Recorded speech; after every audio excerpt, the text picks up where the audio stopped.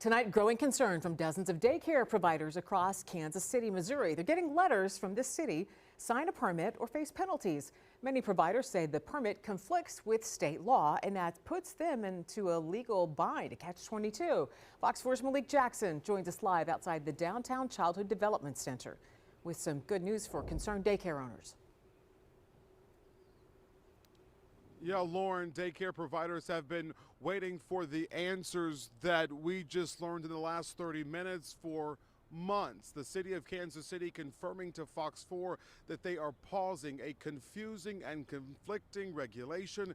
At the center of this story are EpiPens. Essentially, these daycares were told they had to have this medication based on city ordinance, but that contradicts seemingly state law. Well, tonight the city stepping back from that, and the answers that these daycare providers wanted, well, we've got them.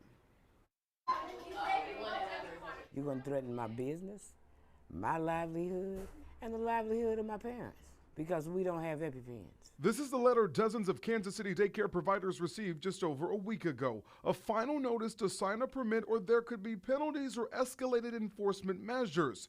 And there's a deadline this Friday. So what's the issue? In 2023, Kansas City passed an ordinance that took effect January 1, 2024. It requires child care facilities to maintain a supply of epinephrine auto-injectors in accordance with regulations issued by the director. These so-called EpiPens help stop serious allergic reactions.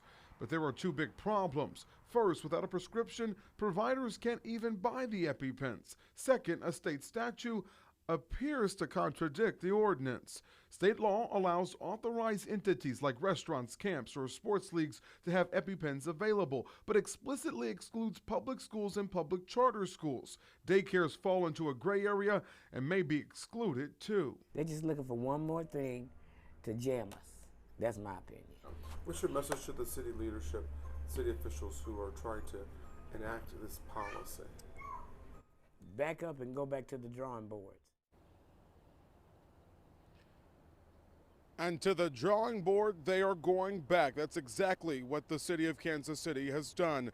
The city told Fox 4 again that enforcement of this requirement has been temporarily paused as we work through the matter with the state. And working for you tonight, I just called the owner of the Downtown Childhood Development Center to get her reaction to this late development. I want to be precise, so I'm going to look down. She says the city knew what they were doing wasn't right. She described this as a win.